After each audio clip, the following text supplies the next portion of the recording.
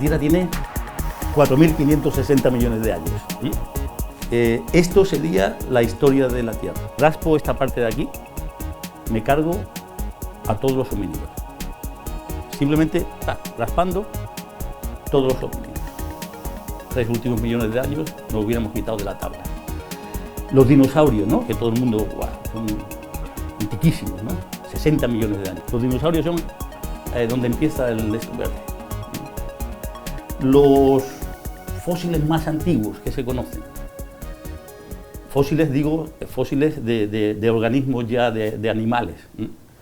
Eso sería aquí, en esta rayita negra. 560 millones de años, 570 millones de años.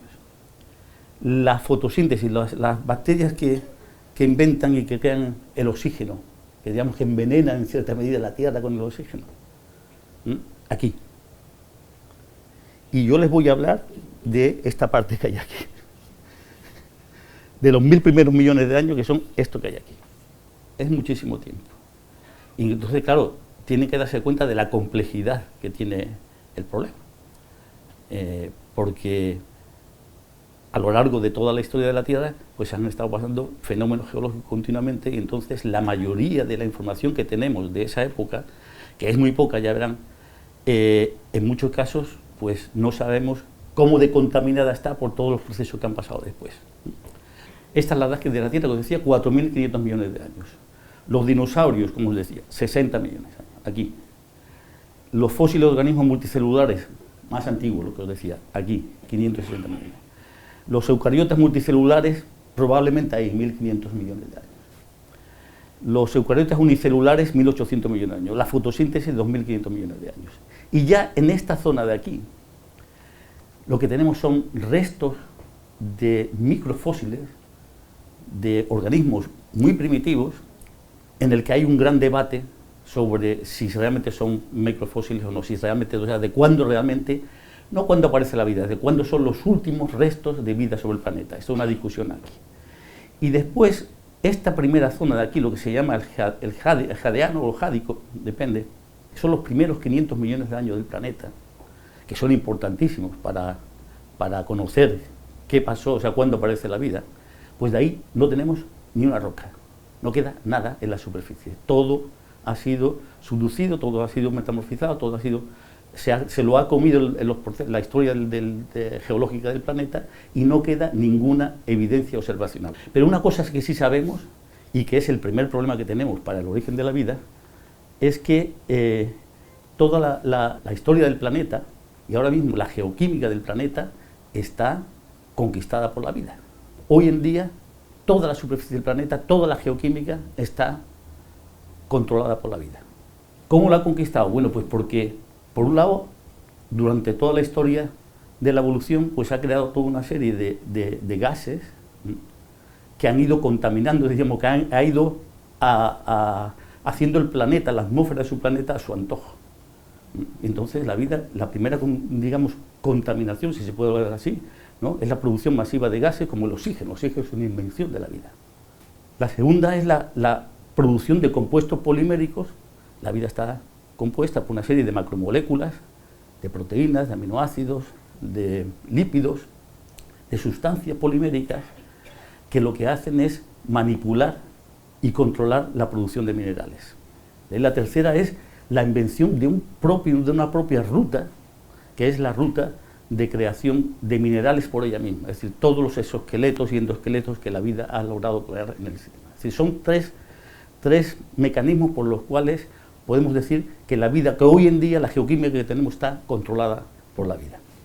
Aunque está en todos lados, y lleva muchísimo tiempo, miles de millones de años, controlando el planeta, lo que está claro es que alguna vez aquí no había vida.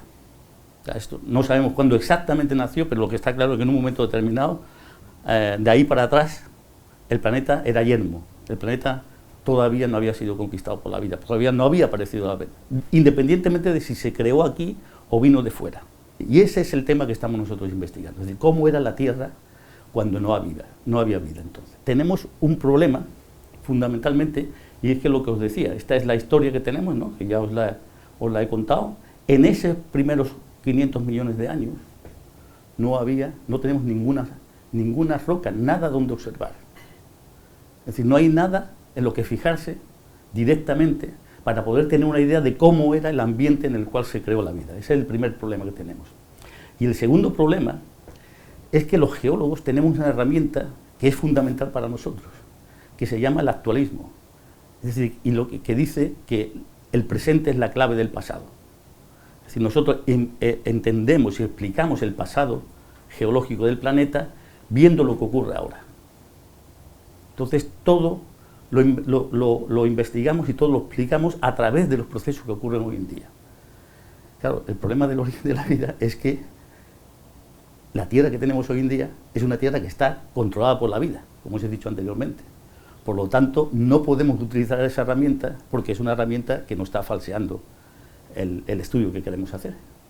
Entonces, esos son los dos grandes problemas que tenemos. O sea, no tenemos ninguna roca en las que observar y en las que estudiar para tratar de desvelar cuál era el ambiente de la época, y por otro lado no podemos aplicar la herramienta más importante que tenemos hoy en día los geólogos, que es el actualismo. Por lo tanto, lo que tenemos que hacer es, bueno, imaginar, soñar. Eso es lo que le digo a mis estudiantes y a los colaboradores. Tenemos que pensar como niños y tratar de entender cómo era el planeta entonces. Y eso va a ser la charla de hoy. Es decir, que lo que yo voy a contar son mis investigaciones, están fundamentadas, están publicadas, muy bien publicadas y tal, pero puede que todo lo que le diga no tenga nada que ver con la realidad. A mí no me importa, no sé si le importa a ustedes, pero a mí no me importa. Fijaros, lo que os decía anteriormente, esto se llama los primeros 500 millones de años el jadeano jádico, ¿de acuerdo? Eso viene de Hades, que es infierno en griego. Hasta hace 5 años, 6 años, se creía que era un infierno absoluto, que la superficie de la Tierra estaba llena de volcanes, de lavas, temperaturas altísimas, un bombardeo meteórico, gases criminales por todos lados, o sea, un auténtico infierno. Y por eso lo llamamos el Hades. Pero hace unos años resulta que hay, cuando he dicho que no hay rocas, es verdad, no hay rocas, pero sí hay unos cristales de zircón que se encuentran en varios sitios, pero fundamentalmente en Australia, en la colina de Jack, que son unos cristales que están en rocas más modernas, pero que pertenecen a esa época. Y esos cristales han sido analizados recientemente y resulta que ahora nos damos cuenta de que hace 4.400 millones de años ya había agua condensada sobre la superficie del planeta. Eso es un cambio radical. ¿Por qué? Porque eso significa que los de Hadean habrá que cambiar el nombre pronto, porque no era un infierno, por lo menos era un sitio en el cual el agua se podía condensar. Lagos, probablemente océanos ya, porque se sabe además que esos era la existencia, había una corteza continental y océanos en esa época, y había ya una diferenciación de esa corteza. Eso significa que entonces podemos contar con esos 400 millones de años. Fijaros que digo 4.560 es la historia, la edad de la Tierra. La Luna se forma justo antes de eso. Es un impacto meteórico enorme, ¡pum!, que provoca la Luna. Parte el planeta en dos, digamos, ¿no?, y crea la Luna. Justo después de eso, cuando digo justo después, digo geológicamente justo después, son quizás decenas de millones de años, que son muchos años. Entonces, decenas de millones de años ya empieza a condensarse el agua sobre el planeta. Y eso, para mis investigaciones, es fantástico, este descubrimiento de colegas. Está ya corroborado por varios grupos. Y es que, si eso es así, no hay más remedio de que el agua se condensó. O sea, se formaban los océanos, se formaban los lagos, sobre una corteza que es una corteza de peridotos y olivinos. Es una corteza de rocas que tienen ustedes aquí cerca de Málaga, pocos sitios en el mundo. Y eso es una corteza que es fundamentalmente de olivino, que son unos silicatos de hierro y magnesio, y que tienen una propiedad fundamental, casi única en todas las rocas del planeta. Y es que cuando el agua reacciona con esos minerales, se forma una reacción que se llama serpentinización. Y esa reacción es tremendamente importante. ¿Por qué es importante esa reacción? Porque es una de las pocas reacciones que nos genera hidrógeno molecular, un ambiente reductor, y un pH muy básico. Un pH muy básico, es decir, pHs altos como la sosa, por ejemplo. Eso quiere decir que a escala del planeta nosotros teníamos una reacción que nos daba pH básicos, un ambiente reductor con hidrógeno molecular y, puesto que había ya diferenciación en el planeta y había rocas más ácidas, un ambiente con alta concentración de sílice. Si eso tuvo lugar, en ese ambiente el hidrógeno entra en contacto con el CO2 de desgasificación del planeta y eso se llama, hay una reacción, la reacción de Le Sabatier, que lo que te da es metano. Eso quiere decir que habría una alta concentración de metano en la atmósfera.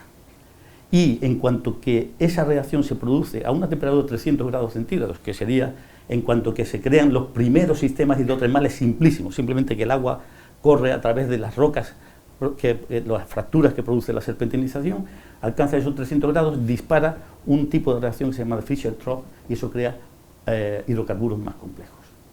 ¿De acuerdo? Entonces eso sería el ambiente que tendríamos ahí en esa época. Hidrocarburos, ya compuestos orgánicos, alto pH y alta concentración de sílice. Entonces, para mí la sílice es muy importante, llevo trabajando en eso muchísimo tiempo. ¿Por qué creo que la sílice es importante? Bueno, pues que es el mineral más abundante en la corteza terrestre y sobre todo era tremendamente abundante en esa época, como estamos viendo. Había mucha sílice en todo el mundo.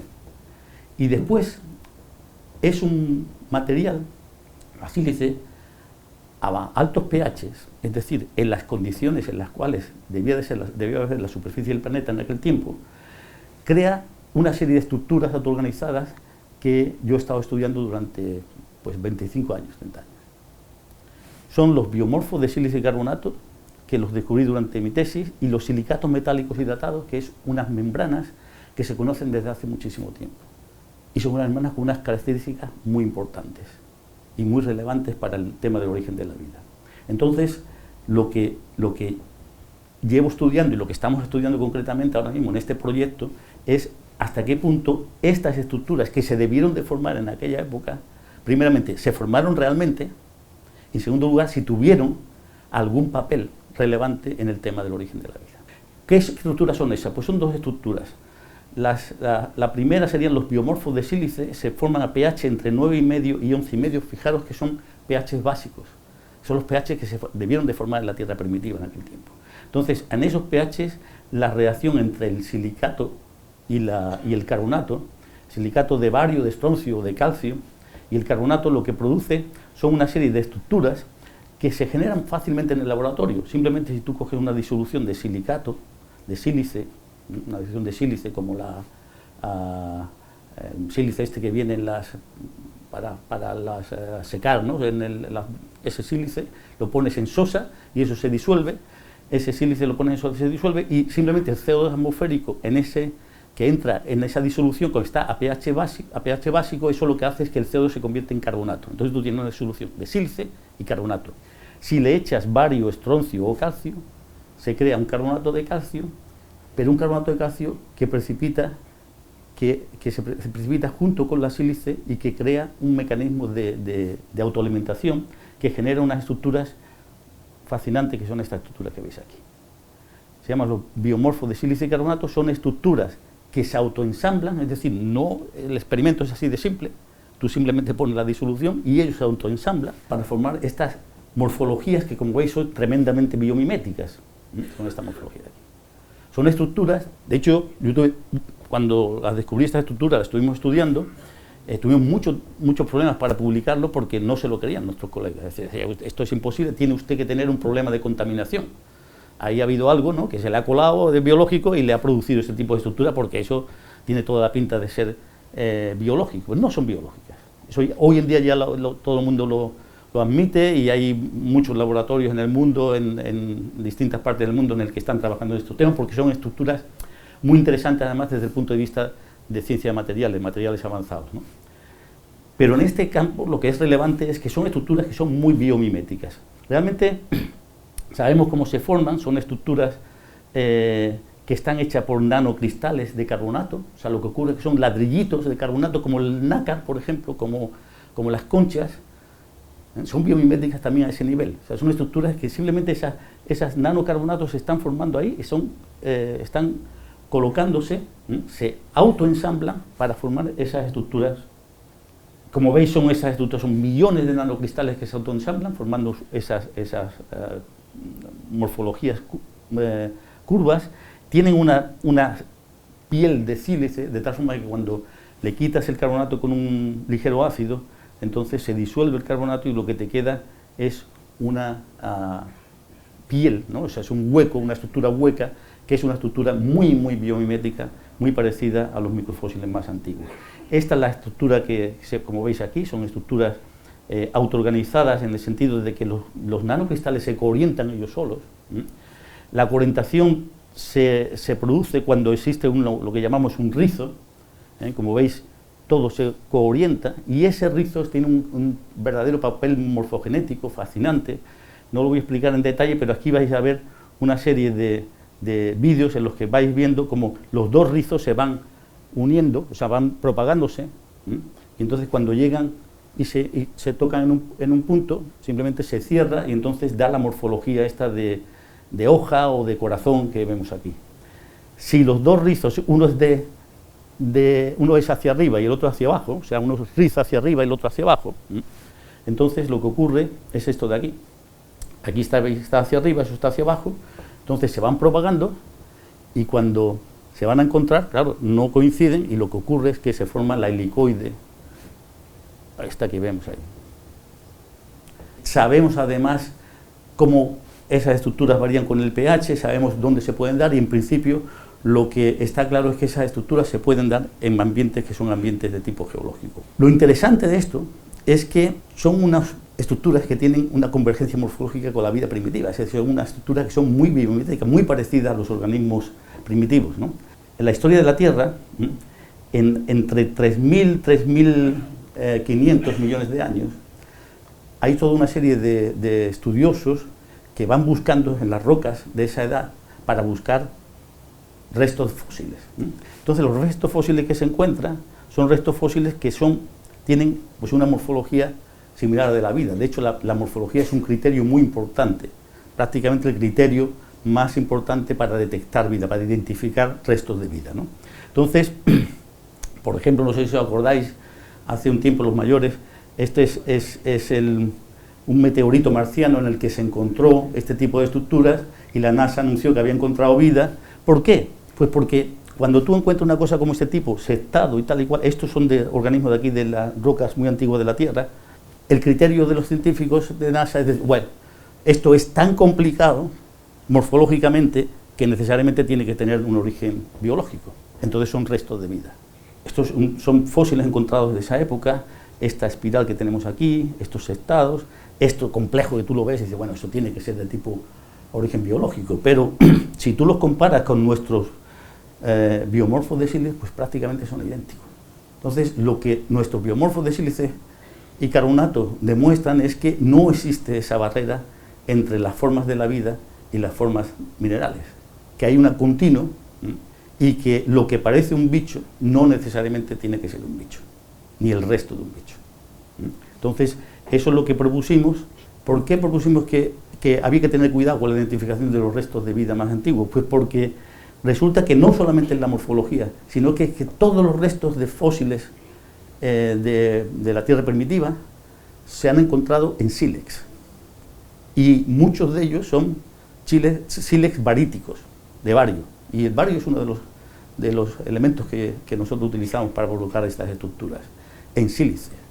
Entonces, es un tema de tipo no solamente ya morfológico, sino químico también. Es decir, que las rocas que engloban esos posibles restos fósiles, son rocas que tienen la misma composición química y se han generado un ambiente químico igual al que nosotros usamos para producir estas estructuras. ¿De acuerdo?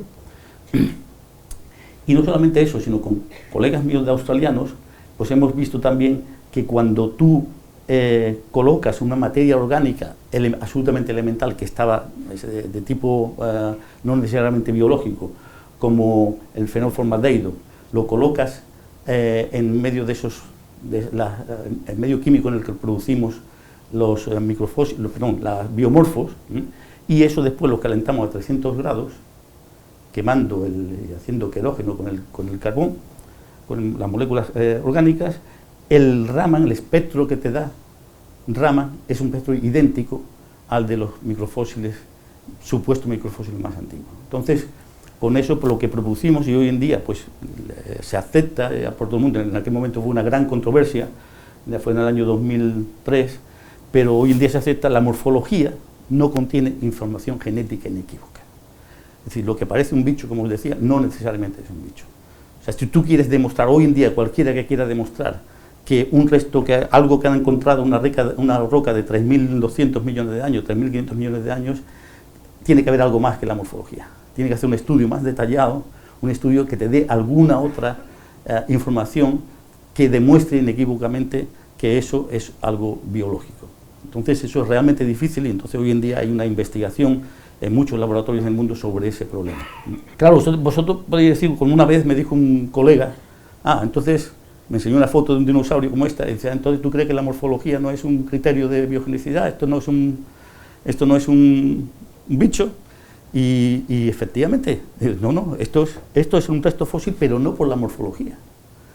Esto es un resto fósil por algo que se le olvida a mucha gente, incluso a los paleontólogos, que es por lo que se llama anatomía comparada. Es algo que Cuvier en el siglo XIX y que se debe de usar todavía, o pasa que se usa implícitamente, es porque todo esto tiene sentido dentro de una anatomía comparada. Es decir, todas esas partes son funcionales. Y para el que no lo conozca bien el tema, yo les recomiendo leer este libro, que es un libro que se llama Las piedras falaces de Marrakech, está en castellano traducido. Es de Stephen Jay Gould, un excelente paleontólogo y divulgador de la ciencia, que este hombre pues se va a Marrakech, y en Marrakech, como sabéis, hay un montón de gente que se dedica a hacer fósiles. Y hace fósiles y los vende como fósiles. Entonces, este hombre lo que se fue allí, y entonces estudió todo eso fósil y demostró cómo diferenciar los fósiles falsos de los verdaderos usando anatomía comparada. Entonces, eso es lo que realmente... ¿Qué pasa en la Tierra primitiva? ¿Qué pasa con los fósiles más antiguos que conocemos, los más primitivos? Pues simplemente que son tan pequeños y tan simples que no podemos aplicar la anatomía comparada. Entonces es morfología de lo que hablamos. Y ese es el problema, que estamos hablando de morfología, y que la morfología pues no es un criterio de biogenicidad. ¿De acuerdo? No obstante, hay otras estructuras ahora que se están discutiendo muchísimo, que son los estromatolitos. Estos son estromatolitos de Shark Bay en Australia, en el norte de Australia. En Australia están prácticamente la historia geológica del planeta allí, y son las rocas más antiguas que se conocen, junto con Groenlandia y Sudáfrica. Entonces este es un estromatolito que cogimos allí de una colina que se llama desde entonces la colina de los andaluces. Bueno, el otro tipo de estructuras autoensambladas que produce la sílice son unas membranas minerales que tienen un gradiente de textura y composición. Es una cosa que se ha llamado durante muchos años los jardines de sílice. Son estas estructuras que veis aquí, son pH más alto, pH entre 11,5, 12,5, y cuando pones cualquier metal soluble, estas estructuras, se crean estas estructuras que son, bueno, muy biomiméticas, como veis aquí. Esto es una membrana, entonces la membrana se rompe, entonces lo que hace es inyectar un líquido, y ese líquido es muy ácido, y con el silicato sódico ahí va formando toda esa estructura tubular que tiene una membrana. Es una estructura que tiene un origen osmótico, entonces es muy biológico, digamos, ¿no? Pero no tiene nada que ver con la vida. De hecho, son una estructura que se propusieron precisamente por eso, como origen de la vida a principios del siglo XX, pero bueno, eso cayó en el olvido porque realmente no tiene ningún sentido, ¿no? Pero en aquel tiempo todavía no se conocía toda la bioquímica y toda la biología celular, y entonces pues hubo toda una serie de gente, además se llamó la biología sintética. En aquel tiempo eran biólogos sintéticos porque creían que habían creado plasma, el plasmogenia, la teoría de la plasmogenia. Entonces creían que habían creado plasma y que el plasma ese era lo que era la energía vital, ¿no? Pero estas estructuras que se generan Básicamente, cuando tú tienes una solución de silicato sódico, pones ahí un peles o una gota de hierro, de manganeso, de cobalto, de magnesio, de lo que quieras. Y entonces eso crea una disolución ácida alrededor. Esa disolución ácida crea la membrana cuando reacciona con el silicato, y esa membrana es porosa. Claro, como esto se sigue disolviendo, está creando una presión, una concentración muy alta dentro de la membrana, entra el agua para compensar la diferencia de concentración y va creando una presión osmótica en el interior de la membrana. En un momento determinado rompe la membrana y entonces lo que hace es que la disolución que está dentro de la membrana a alta presión sale y se eyecta y se forma esa estructura tubular, ¿no? Entonces, estas son las membranas, y esto es muy interesante porque son membranas con una textura de composición y de gradiente, un gradiente de composición y de textura. Tienes la parte exterior, que es de sílice, esta de aquí, y la parte interior, que son de oxidróxidos de metal, de hierro o de manganeso, ese tipo de estructura. Y lo más interesante de estas estructuras es que nosotros hemos comprobado, y esto es el estudio de la tesis doctoral de Fabián Glass, uno de los estudiantes, que él hizo eso, logró controlar la altura del tubo, es un dispositivo muy ingenioso, y entonces metió dentro electrodos dentro y fuera del tubo. Y entonces estuvo mirando, ¿no?, recogiendo datos de todo lo que pasaba de dentro hacia afuera y de fuera hacia adentro. Y aparte de sacar toda esa información, lo más interesante que descubrió es que esas membranas, cuando están funcionando, cuando están formando, crean una pila, crean un voltaje, que pueden ser pues aquí tenemos, de 120 milivolts. Pequeñito, pero es un voltaje, ¿no? Entonces, claro, eso ya es interesante. Eso ya es interesante, porque donde estén formándose estas membranas, ahí tienes una batería, ahí tienes algo que es capaz de comunicar una energía para cualquier reacción que se esté formando en su interior. Y además, como veis, de hecho son estructuras muy parecidas a las fraguas del cemento Portland, muy parecidos. Y sabéis que las aguas del cemento Portland, pues cuestión de horas. Aquí también vemos que estos son durante horas, dura ese montaje. Entonces eso empieza a ser interesante. Y ahí digamos que fue por qué nos decidimos a utilizar este tipo de estructura y estudiarla más en detalle. Entonces, ahora lo primero que teníamos que hacer son estas estructuras geoquímicamente plausibles, es decir, esto está muy bien en el laboratorio, se están formando los biomorfos, estas estructuras, pero ¿eso se puede dar en algún lado? Bueno, pues lo que teníamos que hacer es buscar ambientes ricos en sílice y de alto pH, porque claro, eso es lo que necesitamos, ¿no? Todos nuestros experimentos están hechos a alto pH, una disolución de sosa con sílice, y entonces hay varios sitios en el mundo en el que tienes, no muchos, porque claro, ya el planeta ha evolucionado, ¿no?, desde aquellos primeros 500 millones de años, pero todavía quedan sitios en el planeta donde hay eso. Concretamente, aquí en Málaga, en todos los sitios donde hay serpentinización. Y aquí en Málaga tenéis una serie de fuentes que son de pH 10, 11 y 12, y que la gente igual bebe el agua. Yo he estado con alguna de ellas, y oye, ¿qué agua bebe usted? Y dice, pues esta, ¿qué agua le voy a beber? Porque llevo viendo mi padre y mis abuelos y mis bisabuelos todo el tiempo. Pues son aguas de pH 11, pH 12. Lo que pasa es que aquí en Málaga no hay sílice porque no hay cerca rocas que tengan alta concentración de sílice, pero en otros sitios del mundo sí que lo hay, pocas, ¿no?, pero sí hay. Entonces hemos estado buscando, y eso es una de las cosas más, digamos, divertidas del proyecto, en el que hemos tenido ir a sitios pues donde están este tipo de agua. Entonces, tenemos que buscar las de alta, si queremos hacer los biomorfos, tenemos que buscar alto pH, alta concentración de sílice, pero si queremos hacer membranas, necesitamos disoluciones ácidas ricas en metal. Entonces, para las disoluciones ácidas ricas en metal, hemos ido a un sitio que es el Dalol, que es en la frontera entre Etiopía y Eritrea. Entonces, es un sitio fantástico, es este sitio que veis aquí. Esto es un pequeño volcán, un domo, y en ese volcán pues veis todas estas estructuras de distintos colores. Es un sitio que es el lugar más caluroso del mundo, los manantiales son de alta temperatura, las aguas son tremendamente ácidas. Río Tinto, que se pone siempre como uno de los sitios más ácidos del planeta, es pH 2, 2,5, 2. Dalol es menos 1,7, es decir, 10.000 veces más ácido que Río Tinto. porque es una escala logarítmica, ¿de acuerdo? Campos de fumarolas sin oxígeno, que es solamente CO2, básicamente 99% CO2, y después explosiones freáticas impredecibles. Entonces pues hay que trabajar allí, hay que echarle un poquito de cuidado, porque claro, y después el otro problema es que en la frontera de Eritrea, afortunadamente, hace un mes y medio han hecho la paz, pero hasta ahora era una frontera que estaba llena de bandidos y llena de minas, es decir, entonces tenías que ir con soldados, y la expedición era con soldados, y los soldados con sus detectores de minas. Era un poquito complicada una aventura, vamos.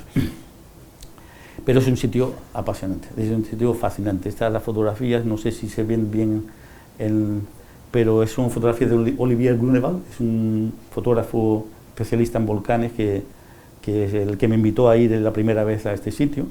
Y como veis son texturas fantásticas, y todas estas texturas son de sal, básicamente sal. Aquello es un desierto de sal que debajo tiene un magma. Entonces, no sé si conocéis Ertale, hay toda una serie de volcanes ahí. Estamos hablando del punto triple en África, donde se está partiendo el continente. De hecho, ya se ha partido, digamos, ya se ha formado el Mar Rojo y el Golfo de Adén, ¿no? Que es una Y que hay ahí, ¿no? En el que ya esas dos ramas se han separado y han creado, se han inundado formando el Mar Rojo y el Golfo de Adén, y la otra tercera, la Y que se está formando ahí, la otra tercera es el Rift Valley, que es una zona que se está abriendo ahora, a 15 milímetros por año, es decir, una velocidad como la velocidad a la que crece la uña, que se nota después, ¿eh? Entonces ahí, dentro de un cierto tiempo, pues también habrá otro mar. De hecho, ya ha empezado a inundar la parte superior, que es donde está Dalol, y entonces el Mar Rojo se vende de vez en cuando. De los últimos 20.000 años ha habido como 5 y entonces, claro, se abre, inunda, se cierra, se evapora, se abre, se inunda, se cierra, se evapora, y eso lo que ha creado es 2,5 kilómetros y medio de sal. Debajo de esa sal hay un magma. Entonces el magma ha ido empujando, no ha todavía echado la lava hacia afuera, pero ha empujado los 2 kilómetros de sal y está creando pues una serie de sistemas como este, fantásticos, ¿no? Esta es otra estructura, esto es una de las fuentes hidrotermales, el agua sale a unos 110 grados de temperatura, y entonces va formando estas estructuras que son fundamentalmente de sal.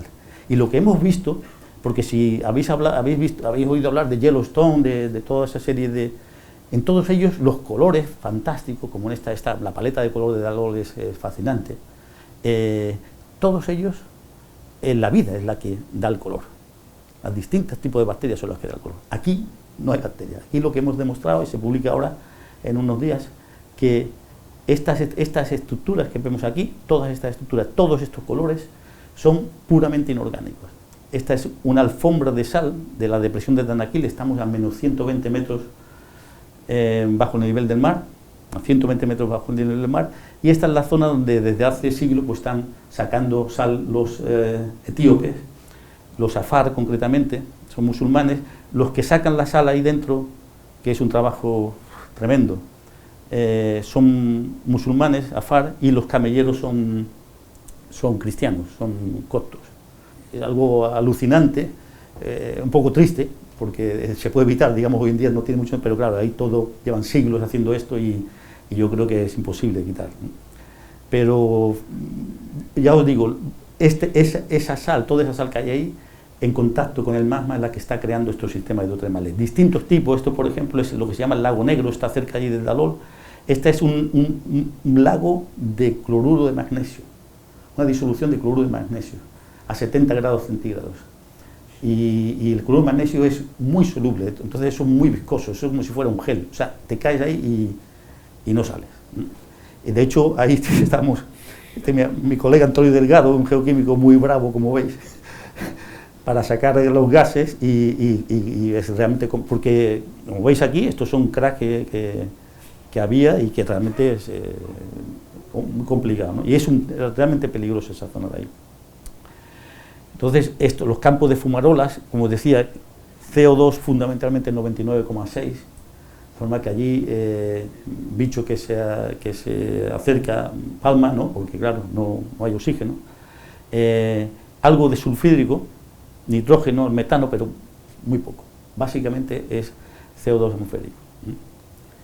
y las aguas, como son 105, 108 grados centígrados, hiperácida, menos 0,5, menos 0,1, lo que pasa es que cuando después se forman los óxidos de hierro, es cuando caen a menos 1,7, menos 1,5. Es una disolución que está sobresaturada en sal y no tiene oxígeno. ¿Qué es lo que pasa entonces?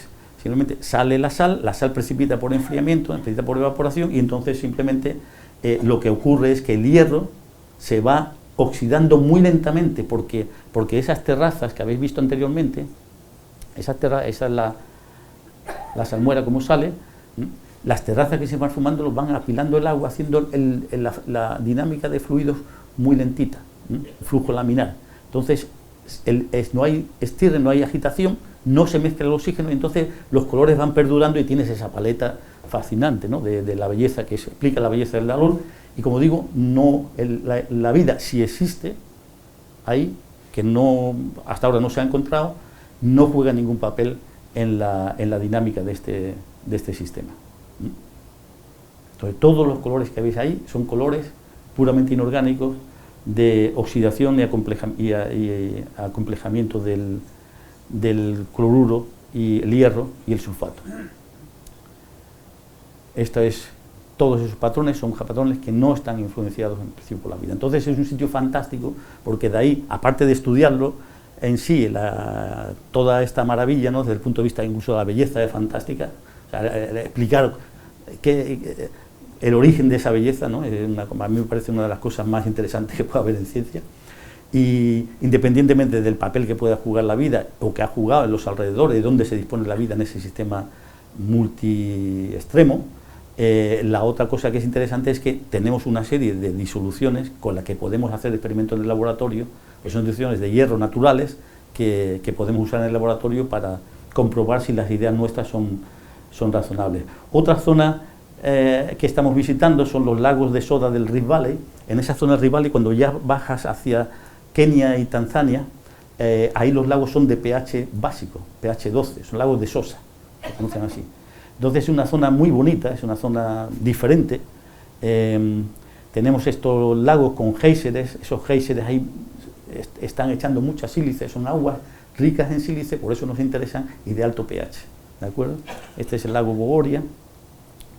Esto es una de mis estudiantes, Lesta Kotopoulos, que está ahí recogiendo una muestra. Ahora me parece que tenemos... Es un sitio tremendamente interesante para nosotros, muy acogedor, y después desde el punto de vista humano también muy interesante, porque estudiamos esto es una zona, eso es un lodo prácticamente de sílice, donde el Extra y Paqui están ahí recogiendo las muestras. Entonces la idea nuestra es estudiar toda esa sílice que ya está cristalizada alrededor, para tratar de entenderla bien cómo se forman, y coger aguas para hacer nuestros experimentos, ¿no? Esto, por ejemplo, es también... Bueno, esto es un geyser, entonces había que tener un poquito de cuidado para coger el agua cuando sale, ¿no? Espera un poco a que... Entonces ahora...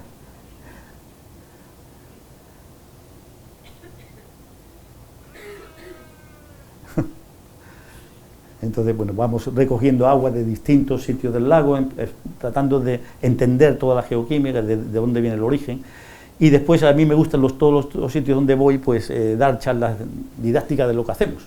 Para la gente del pueblo, allí son unos estudiantes y profesores de institutos de Limuru, cerca de Nairobi. Esta es una charla para chavales masái, chavales y chavalas masái de 12 y 16 años. Incluso pues ahí le hablamos de los cristales, los chavales les encanta el mundo de los cristales. La idea es tratar de hacer el concurso de cristalización en la escuela allí en Kenia, y los cristales fascinan a todos los niños que quieren en cualquier sitio del mundo, ¿no? Es una cosa. Y después es todo un territorio masái muy interesante. Este hombre es nuestro guía, y es un tipo muy inteligente, no tiene formación científica, por supuesto, ¿no? pero es ahora mismo el que mide todos los pH, el que hace todas las medidas, digamos, las está haciendo él actualmente. Y después otro tercer sitio donde hemos ido, que es el más interesante de todos hasta ahora, por lo menos en el que ya hemos demostrado que que estas estructuras son geoquímicamente plausibles, es un pozo que hay en el condado de Siskiyou, en California.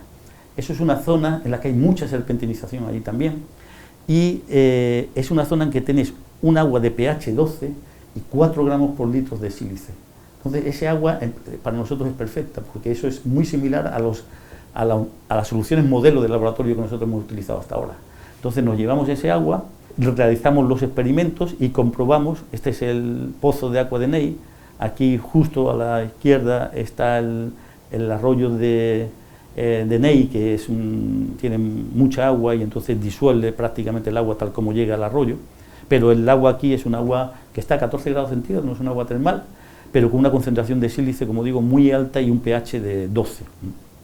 Entonces, hemos demostrado que cuando coges ese agua y le echas el bario, el estroncio o el calcio, lo que tiene son las estructuras biomórficas, por un lado, las calcitas de tipo biomimético, por otro, y las estructuras membranosas, por otro.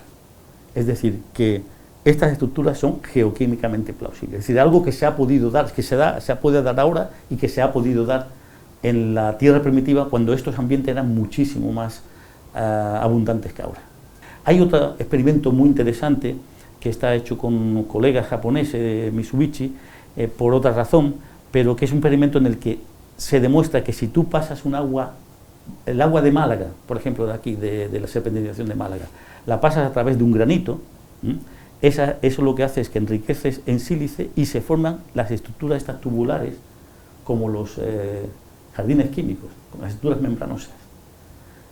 Entonces esto también es muy interesante porque muestra que estas estructuras se han podido dar en muchos ambientes geológicos, siempre que hubiera habido alto pH, una solución de alto pH. Seguro que se están dando en el Rift Valley, y es una cosa que uno de mis estudiantes ahora etíope está estudiando. O sea, estamos buscando no solo ya de formar las estructuras con esas aguas, que eso ya lo hemos conseguido con las aguas del Rift también, sino además el tratar de encontrarlas allí, que se estén formando ahora.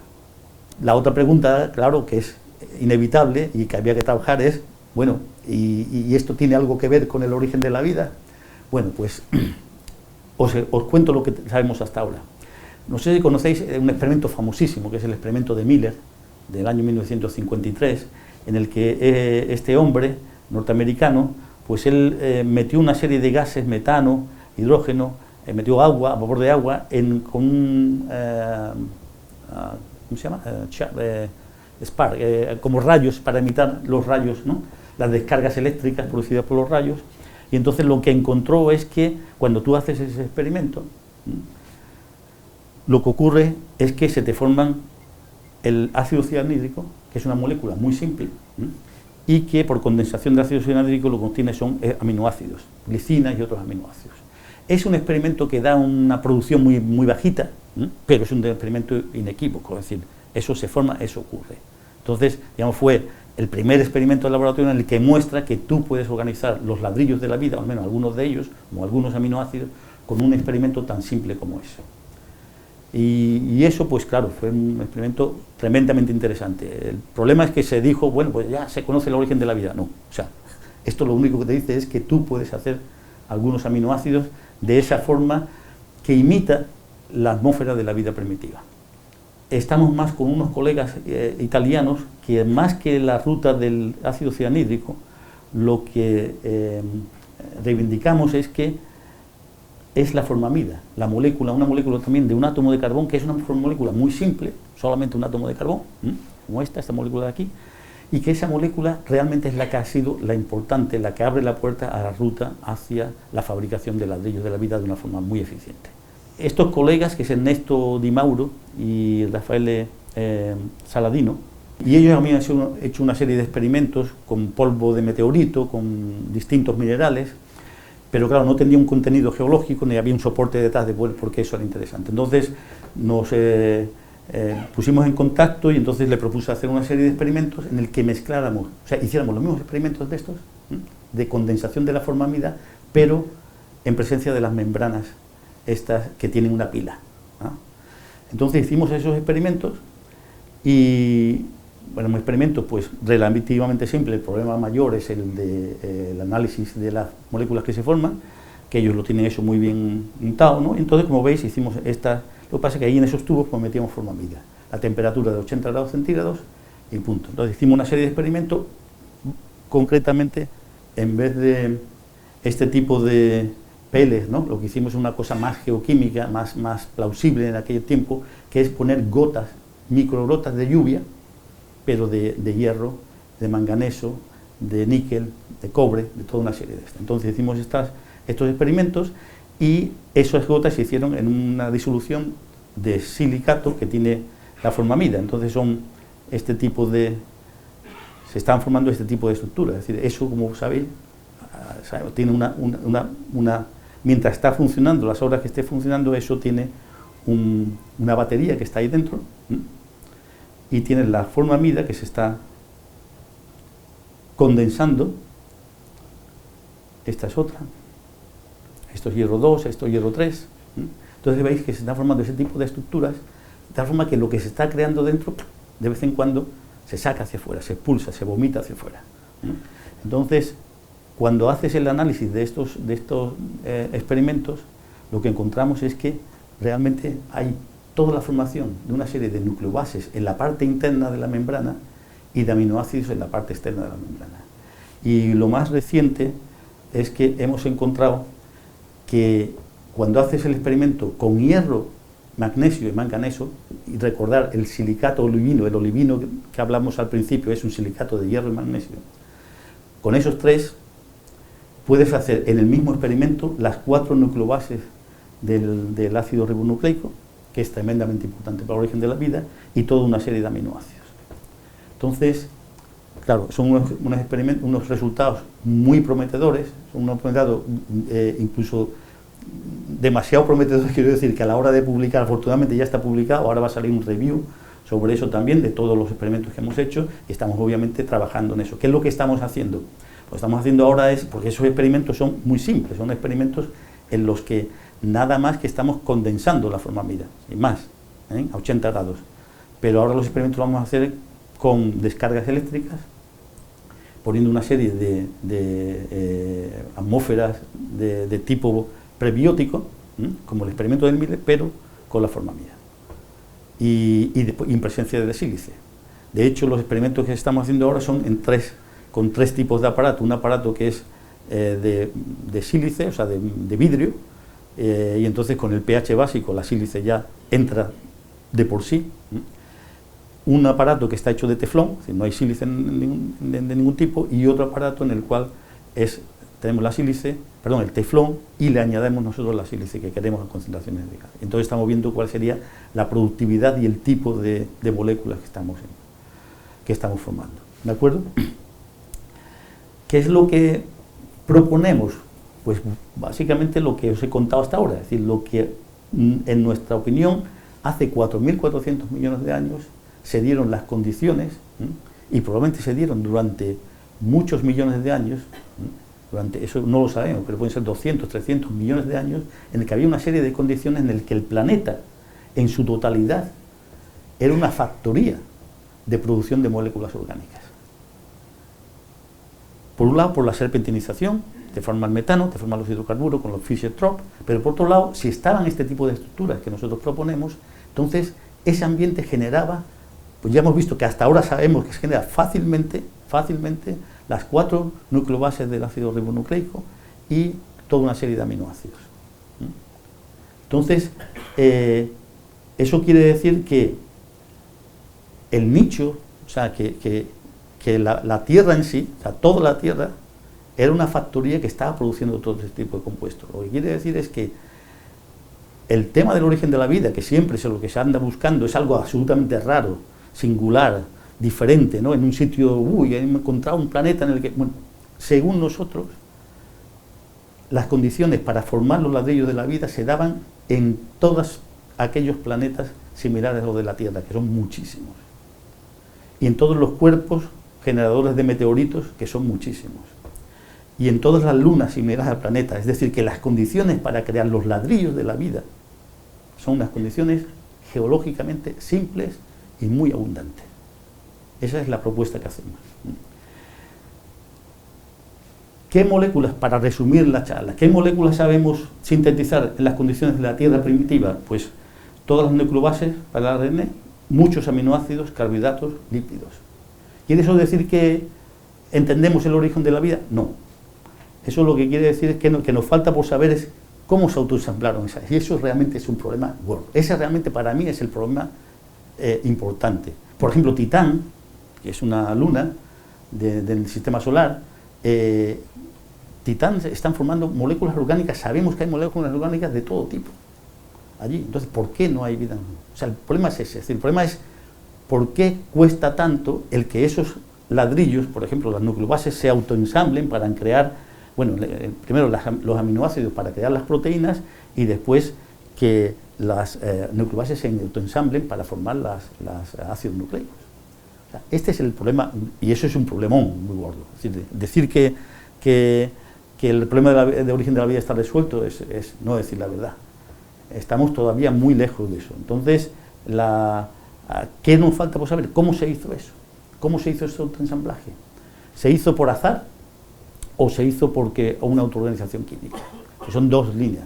Hasta ahora no teníamos más remedio de pensar en la autoorganización química, es decir, algo que acelerase el proceso de autoensamblaje. ¿Por qué? Pues porque si había 500 millones de años de infierno y los fósiles ya más antiguos, que podían ser 3,5 millones, resulta que es que no te quedaba tiempo, es decir, que no había tiempo para pues tienes que hacer todo, las moléculas, tienes que hacer las membranas de célula, tienes que poner los núcleos, tienes que hacer un millón de cosas muy complicadas y no había tiempo. Entonces se pensaba que o bien la vida viene de fuera o bien necesitas algún mecanismo de autoorganización que acelerara esa formación, ¿no? Pero ahora sabemos que tenemos 500 millones de años. Pues 500 millones de años se puede jugar muchos números de la lotería, muchos números de la lotería. Entonces, a lo mejor lo que simplemente ha pasado es que, bueno, pues al tener tantísimo tiempo, eso se ha autoensamblado en su tiempo. Normalmente, ¿qué ocurre? Que dice, pero es que hace falta mucho tiempo. Bueno, pero si tenemos 500 millones de años, la Tierra no tiene problema. O sea, el problema es nosotros que queremos resolverlo, ¿no? Pero entonces tenemos que de alguna forma demostrar. Pero probablemente podemos llegar a la conclusión de que esto es un problema y por eso no hay en muchos sitios, en muchos planetas que han tenido las condiciones, no hay vida. Imaginaros ahora mismo, porque estamos buscando vida en Marte, ¿no? Y imaginen que no se encuentra vida en Marte. Marte es el planeta más parecido a la Tierra. O sea, aparte de que está más cerca, la historia geológica, de la infancia de los dos planetas fue muy similar. Si aquí había vida, debía haber vida allí. Si ahora vamos allí y no hay vida, esto es un problema para una mente racional. ¿No? ¿Esto qué quiere? Que la vida es muy singular. A lo mejor es muy singular simplemente por lotería, por azar.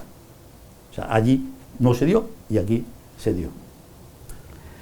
¿Se ha desvelado el origen de la vida? No, pero estamos en ello. O sea, nosotros seguimos trabajando y ahí estamos. ¿Hay vida más allá de la Tierra? Sí, la que hemos enviado nosotros. Que eso se olvida. A mí siempre me preguntan, ¿usted cree que hay vida en Marte? Sí, la hemos enviado nosotros. En todos los ingenios que enviamos al espacio, todos esos ingenios están contaminados. Aunque hay una política de esterilización, no funciona. Particularmente no funciona en todos aquellos, pues claro, es un problema pues para el buen funcionamiento de todo el equipo, ¿no? Fundamentalmente el electrónico. Entonces no se hace para todos aquellos equipos, aquellas misiones que no van a aterrizar en un planeta. Por ejemplo, Marte, hay muchas misiones que no van a aterrizar. Lo que pasa es que la cantidad de misiones que han fallado y se han estrellado sobre Marte son tan grandes que es que aquello seguro que hay vida, pero que hemos llevado nosotros, ¿no? En todos lados. Y por supuesto, o sea, la forma de identificar la Tierra, si hubiera una forma de decir, ¿cómo se identifica la Tierra? Bueno, pues que hay un cinturón, con perdón, de mierda alrededor de todos los astronautas que han estado, pues, ¿qué se hace con la Tierra? Pues se tira. ¿Sí? Entonces, la Tierra es un planeta con un cinturón de caquita alrededor que es... ¿Hay pruebas de la existencia de vida de origen nuestro? No tenemos ninguna prueba. No hay ninguna prueba de que haya vida extraterrestre.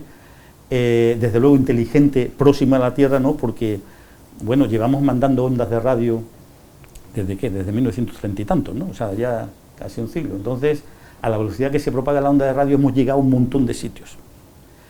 y o bien no hay vida inteligente en esos sitios, o bien son demasiado inteligentes y mejor no le contestamos a esto. No le contestamos, pero esa es la situación. Entonces, bueno, lo que me queda por pues, agradecer, como podéis imaginar, esto es un proyecto con muchísima gente. Trabajamos, es un proyecto del Consejo Europeo de Investigación. Está nuestro laboratorio, aquí una serie de estudiantes que han jugado, Electra Polo está en toda la parte de Dalol y en la Aquadenei. Kevin Hetman están trabajando con los experimentos prebióticos, Miguel Yampura en Oman. Toda una serie de laboratorios, Gansan fundamentalmente en ciencias materiales. La Universidad de Bolonia es una gente que trabaja con nosotros en temas de medida del pH, son una gente excelente, pueden medir el pH con una resolución de 0,1 punto en 100 micras, es realmente gente muy buena. En París es un grupo dirigido por Mark Van Swielen que trabaja en detección de vida primitiva, la detección de fósiles primitivos, y con ellos estamos trabajando. La Universidad de la Sapienza son estos colegas que hacen los experimentos de condensación de la formamida. La Universidad de Constanza, con ellos trabajamos fundamentalmente en aplicar los biomorfos a materiales avanzados. Estamos fabricando pues, materiales multitexturados. Ahora ya sabemos controlar las formas, es decir, ahora podemos controlar. Esta semana sale el jueves sale un artículo sobre ese tema, un artículo nuestro. Y con la Universidad de Florida son un equipo de físico-químicos que trabaja en temas de autoorganización. Y bueno, pues agradecerle a todos ellos y por supuesto a todos vosotros el haberme aguantado este tiempo. Gracias.